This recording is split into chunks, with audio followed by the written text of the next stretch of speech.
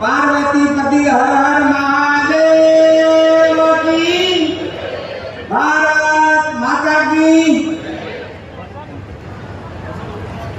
बनास डेरीनी આજની આ વાર્ષિક સાધારણ સભા પ્રસંગે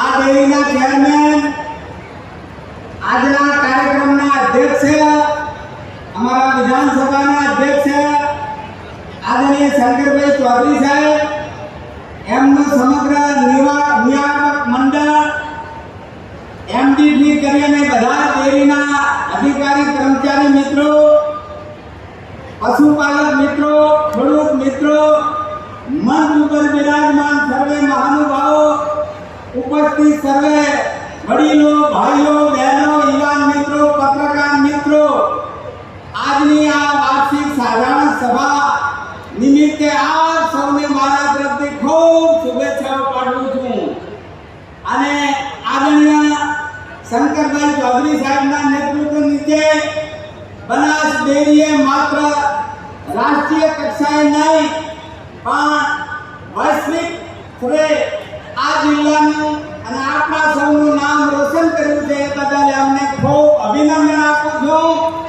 અને એમના નેતૃત્વની અંદર આ ડેરી ખૂબ આગળ વધે, ખૂબ ફાલે ફૂલે અને ખૂબ પ્રગતિ કરે.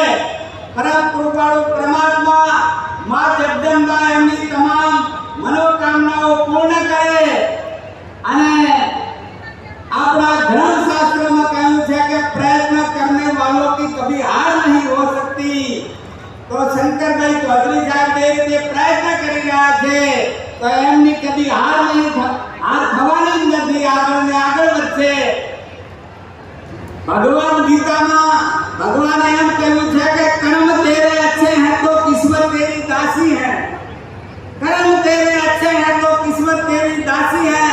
जैसा कर्म करेगा वैसा फल देगा. भगवान है गीता की आवाज, है गीता की आवाज.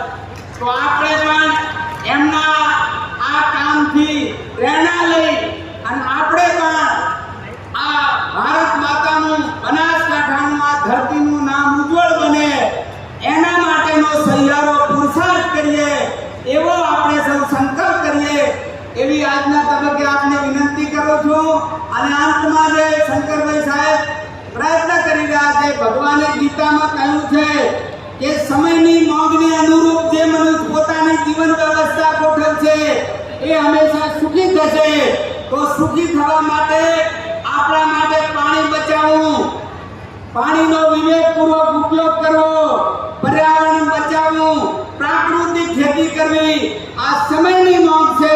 તો આવો આપણે સૌ સાથે મળી અને ઉજ્જવળ બનાસકાંઠાને વધુ ઉજ્જવળ બનાવવા માટે સહિયારો પુરુષાર્થ કરીએ.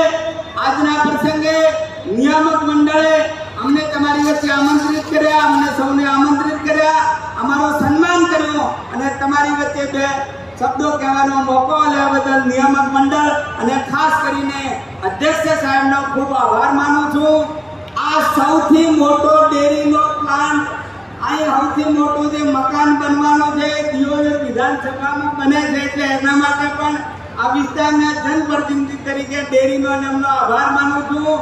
ભીલડી રતનપુરામાં જે સૌથી મોટો પ્લાન્ટ આખા વિશ્વનો બની રહ્યો છે એ પણ દિયોદર વિધાનસભામાં બની રહ્યો છે, એના માટે પણ અધ્યક્ષ સાહેબનો અને આ નિયામક મંડળનો